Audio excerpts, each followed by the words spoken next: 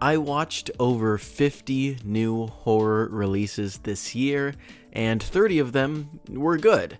And so here is my top 30 of the year, and I know what you're thinking. Well, didn't last year you do a whole ranked list of over 100 movies that you saw that year?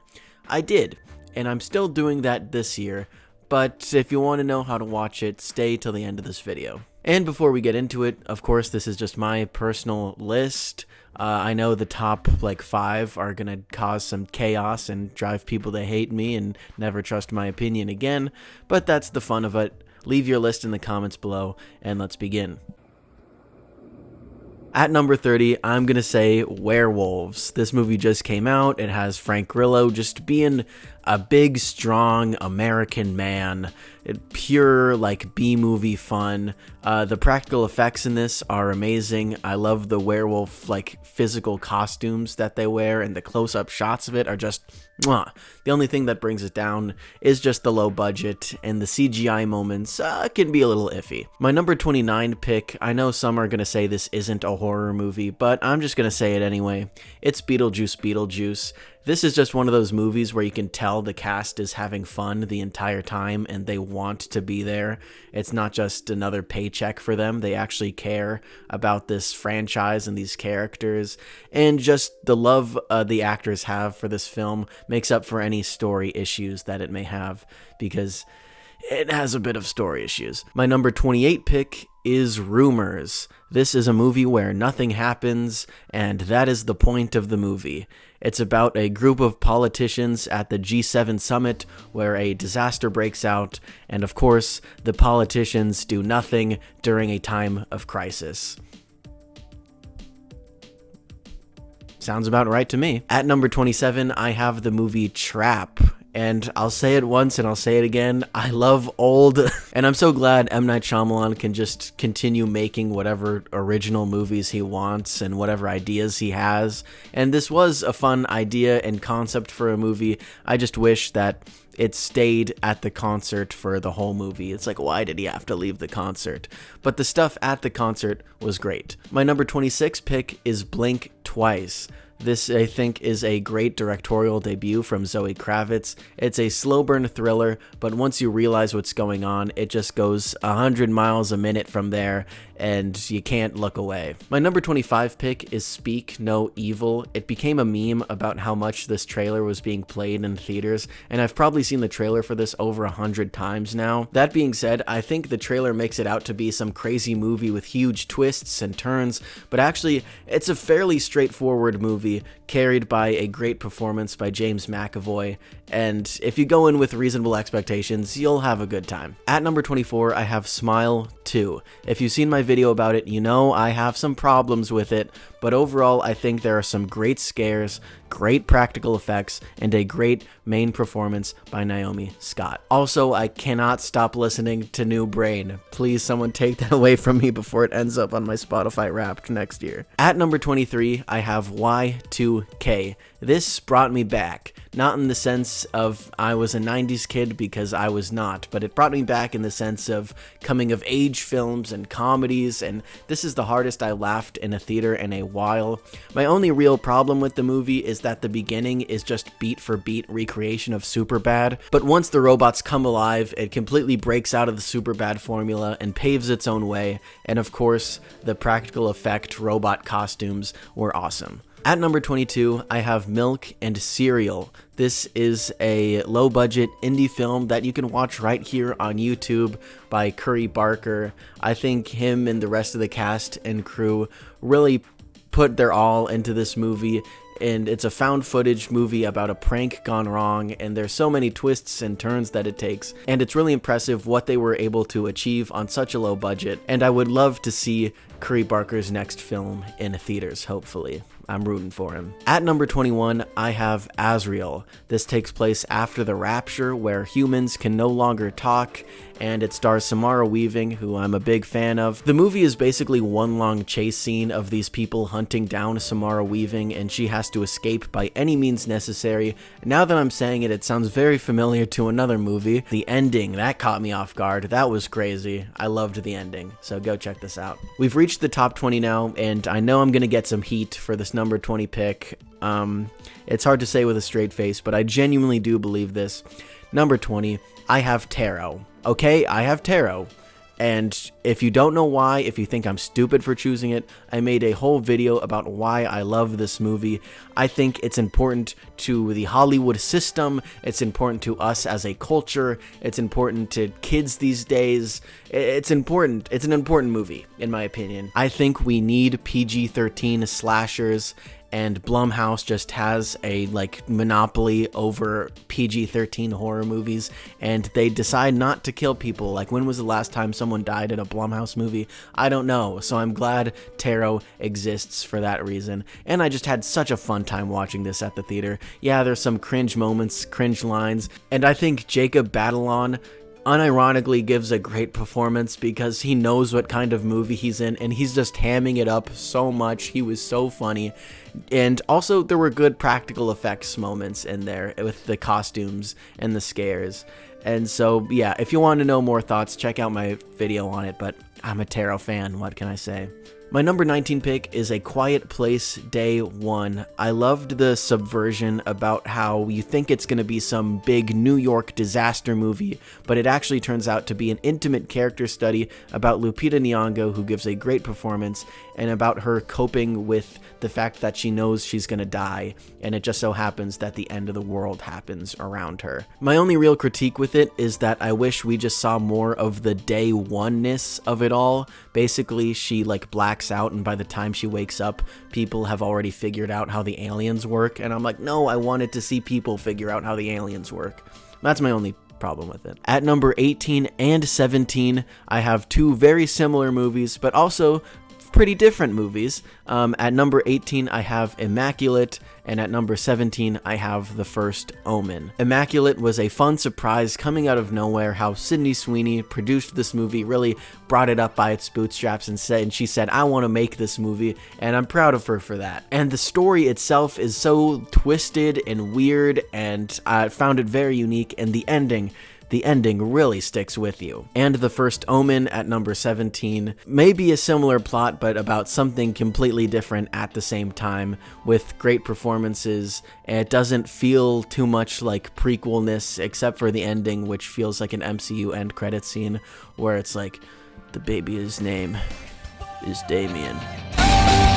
At number 16, I have Oddity. Talk about a slow burn thriller. It's the classic Hitchcock bomb under the table. You don't know when it's going to go off, and you don't exactly know what the bomb does, but when it's finally revealed and the twists and turns and characters' real motivations are revealed, it's a crazy experience that you just have to watch it for yourself, as well as I think the non-linear storytelling really elevated the suspense and horror to this movie. At number 15, I think people are going to say I'm putting this too high, but I genuinely really liked it. It's VHS Beyond. Maybe I liked it more because I saw it in a crowded theater where people were laughing and cheering and screaming at the jump scares, and then it was followed up by a Q&A with some of the directors and actors. If you're unfamiliar, VHS is a series about multiple short films in one movie, and I think all of the short films in this movie worked. I loved them all equally. Each short film is as strong as the last, and there's some great horror moments in each film. Each had me squirming in my seat, covering my eyes at points, and if any of these short films dropped the ball in any way, I feel like I would have ranked this movie lower, but since they were all on par with their quality, I have to rank it at number 15. At number 14, I have Lisa Frankenstein. I'm a huge Catherine Newton fan. I did a whole video about her. I actually met her earlier this year, a few months ago, which was crazy. And I think she does a great job in this movie, as well as the writing. It completely takes the coming of age genre, flips it on its head. It's so self-aware in the best way, and it works best when it stays in its lane, knows what it is. Zelda Williams really has the sauce. She can direct. I mean, look at those black and white sequences. Oh my god. And this just might be a staple Valentine's Day watch for me. At number 13, I have the movie Stop Motion. This is about a woman trying to create a stop-motion film, but she hits creative roadblocks and she enlists the help of a little girl who has a bit of a twisted mind. This movie was really effective for me because as a kid, I was terrified of stop-motion. Like, Wallace and Gromit was the scariest thing to me as a kid. I refused to watch them. Till this day, I think they are still terrifying. Like, I've never seen Wallace and Gromit ever because stop motion is scary to me. And so when there's an entire horror movie about stop motion, yeah, I'm gonna poop my pants in the theater. It has some great scares and really utilizes the stop motion medium for just to go to the craziest extent of horror and gore and what the medium is capable of. At number 12, again, is going to be another hot take that I'm gonna get heat for, but I'm gonna say it anyway. It's Maxine. Is this as strong as X or Pearl? No, but I still think it's a good movie. I, much like you, probably walked out of the theater watching it for the first time going, that's it? That's the end of the trilogy? What? But then I watched it in theaters a second time, and that's when it really clicked for me and resonated with me, and I could really get behind it about Maxine's trauma and survivor's guilt from the movie X and how that plays into who she is now and the actions she takes and how she treats people. I really liked it. Of course, I do have my problems with it, just like everyone else does, but it still worked for me. My number 11 pick is Cuckoo. After I saw the trailer for the first time, I was sold, I was hooked. Not only does it look beautiful, but it takes place at a hotel, and I love movies that take place at hotels. I think it's one of the best settings for a movie, and I think the first half of this movie is just genuinely some of the best horror moments we've gotten all year. It's a great masterclass of suspense, planting things to be paid off. You don't know what's going on, and it was beautiful. I loved it. Where it kind of lost me was near the end. I don't think the ending is as strong as the beginning and middle, but still, it's great enough to be number 11 on my list, plus an amazing lead performance by Hunter Schafer. We've reached the top 10. Here we go. Number 10 is Out of Darkness. I did a video about this movie at the beginning of the year. I watched it knowing nothing about it, and it took me completely by surprise. I love this movie so much. It's about early humans in the Stone Age facing a threat in the woods at night, and once it's revealed the threat they are facing, my jaw was on the floor. I thought this was an incredibly smart choice made by the filmmakers and the writers to have that be what they're up against, and how it's shot is beautiful. I mean, the only light, they didn't have light bulbs back then. It's only lit through fire and campfires and torches, and so not only did it look beautiful, but it also has great themes that really resonated with me as well. And if you want to know my more extended thoughts, check out the video I did. At number 9, Let Me In Now, and it could be... It's Longlegs. Number 9 is Longlegs. I've talked to a number of people about this movie, and a lot of them say, well, I thought it was a good movie, but why did they have to do supernatural stuff in it? I didn't like the supernatural stuff. And to that I say, well, if it wasn't supernatural, then I think it would have been kind of a copy of Silence of the Lambs a little more like generic FBI thriller, but the fact that there is sort of the supernatural element to it, I think makes it a lot scarier. The quick frames where like the devil appears in the background and you're just like, wait, what? You're second guessing yourself. Did I see that correctly? I thought that was done beautifully. Number 8 is a movie that I think maybe a lot of people forgot about. Maybe it came and went to some, but for me it really stuck around, and that's Abigail. Abigail is directed by Radio Silence, some of my favorite directors working today. I did a whole video about them. Anyway, back to Abigail. I'd say it's hard to do a horror comedy, and Radio Silence just knows how to balance the two. Some of the funniest moments of the year, not just horror movies specifically, happen in this movie. I think it was cast perfectly. I think this is one of the best ensembles of the year, not just in horror movies, but in all the movies that came out this year. This is another one of those movies that just knows what it is. It's dialed in, it has a specific voice and tone. It knows it's a bit campy and really plays into that, and it stuck with me for the whole year, and I can't wait to rewatch it. At number 7, I have Strange Darling. Now, when you first watch this movie, there's going to be text that says that it was shot on film and it's told in different parts and the parts are non-linear, and you're like, oh great, this is such like film school pretentious person made this. But then as you watch it, you're like, wait a minute, this is like amazing. It keeps you so invested and engaged through the non-linear storytelling when it's jumping back in between parts, and it doesn't like hold your hand in any way. When it jumps to part 7 and then back to part 5, it's up to you to put together the context of everything that's happening. The twist isn't cheating the audience out of everything. It gives you the pieces right there, and it's up to you to put together the puzzle, and I think it's amazing. My number 6 choice is Heretic. I think this is one of the best written movies of the year. Not just horror movies, but movies of the year. There are like 20-minute long scenes that just take place in one room, and it's just the 3 people talking, and that's all it is, and you're still engaged. Part of that is the writing, part of that is the performances. All 3 of these actors are giving it their all. You really can't look away from the screen at any point. And what I specifically appreciated is that this movie isn't just atheist owns Mormons. It actually gives great insight from both sides and treats both sides with respect, and the fact that, yeah, Hugh Grant does make some good arguments, but then the girls come back and say, well, actually there's some holes in your arguments, and pick that apart. And the back and forth, it's all just mind games between these characters, which I absolutely loved. And I actually watched this with my mom, who hates horror movies. She is so scared to watch them, but her love of Hugh Grant is stronger than her hatred of horror movies. So it's a fond memory of me watching this in theaters with my mom.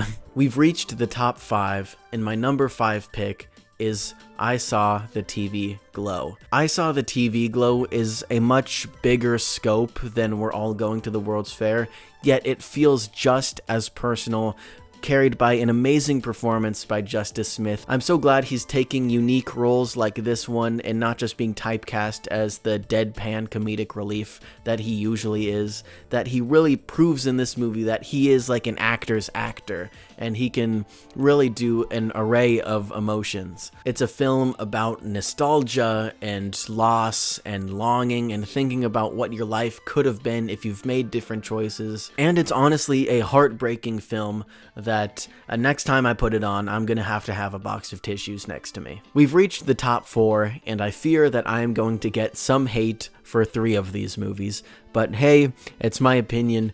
Here we go. At number 4, I have Late Night with the Devil. This puts a whole new spin on the found footage genre. It feels right from the time period.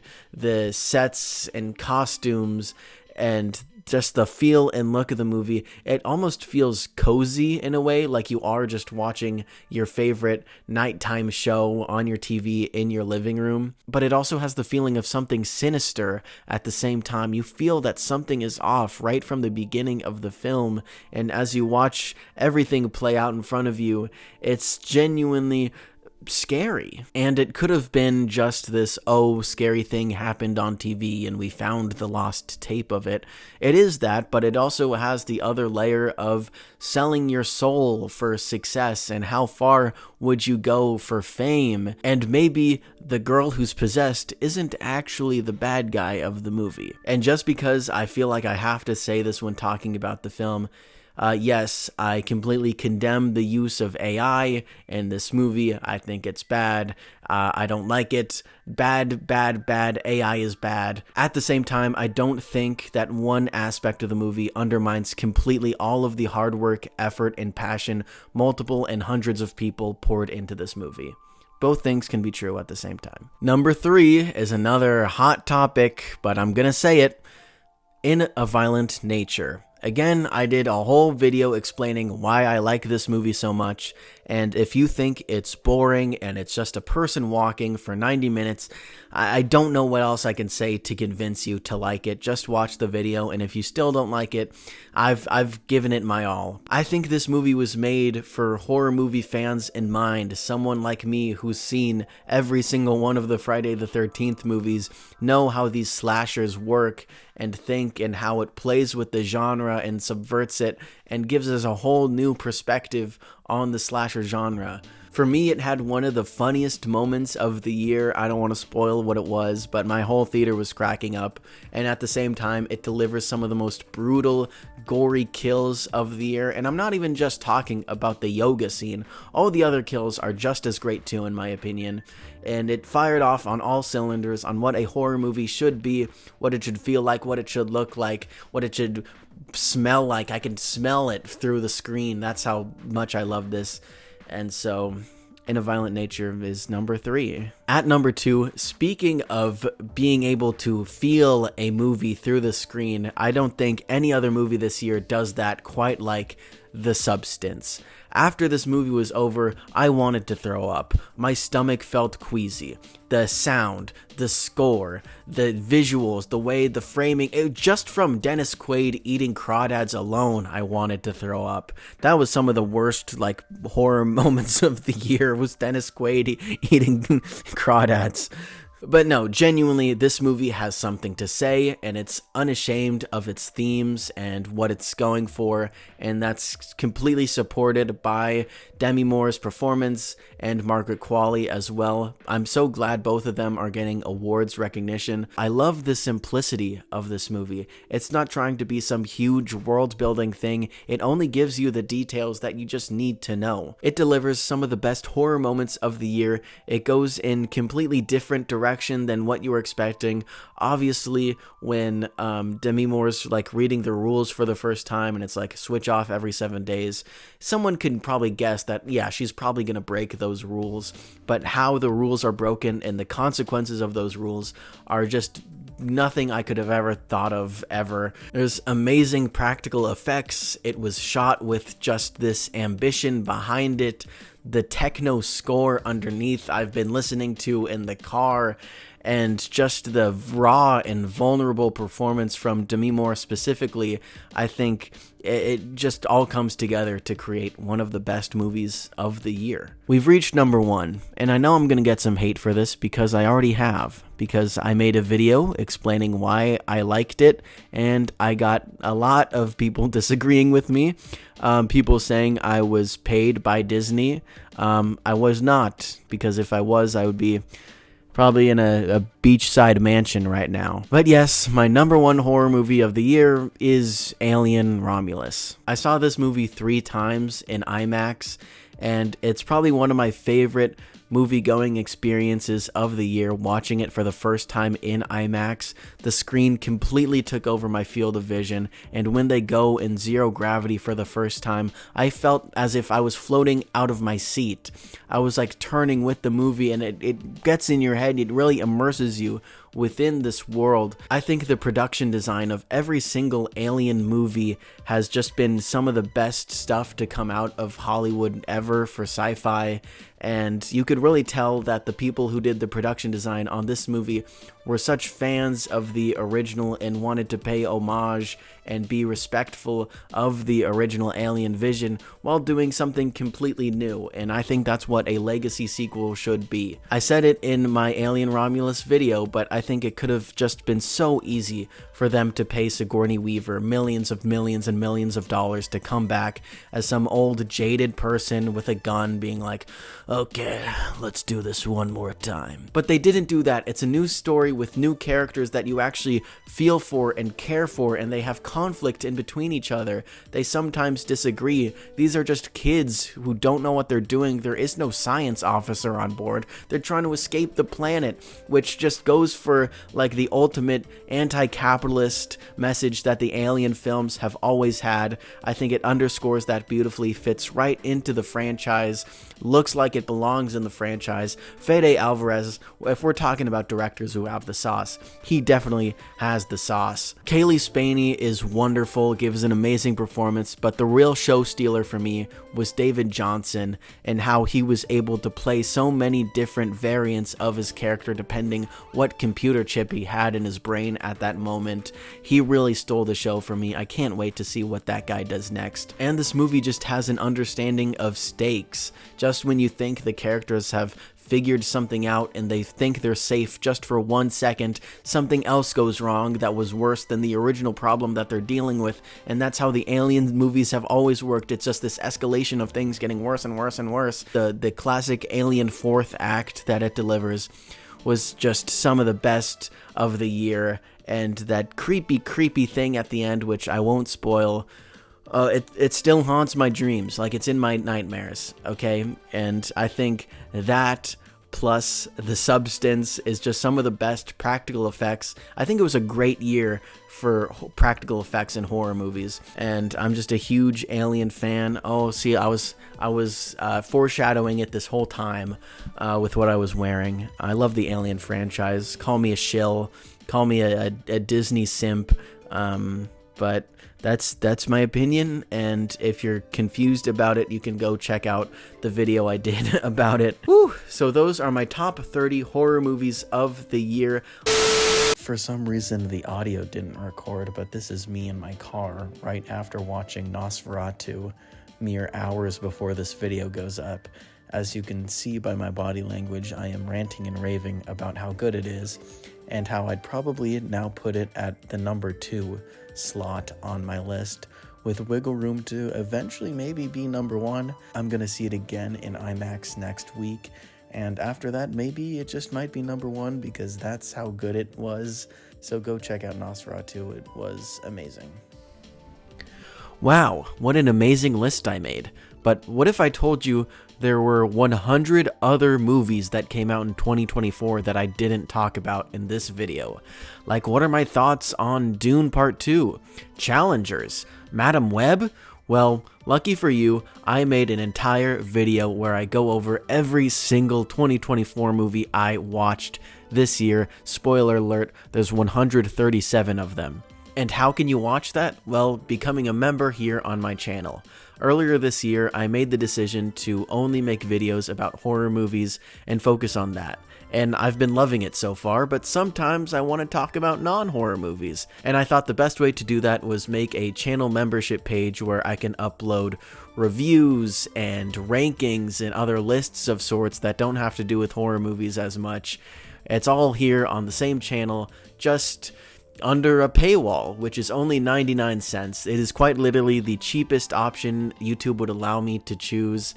And so it's genuinely, I know I'm a small channel and I'm not asking for the big bucks here. I know I'm a guy like me is not worth $2 a month. I'm $1 a month, okay? So on my channel member page, not only will I be posting my end of the year ranking of all the movies I've seen, but I will continue to post new reviews of new movies that are coming out, like Baby Girl and Nosferatu, A Complete Unknown. I'll upload all those reviews right there on the members only page.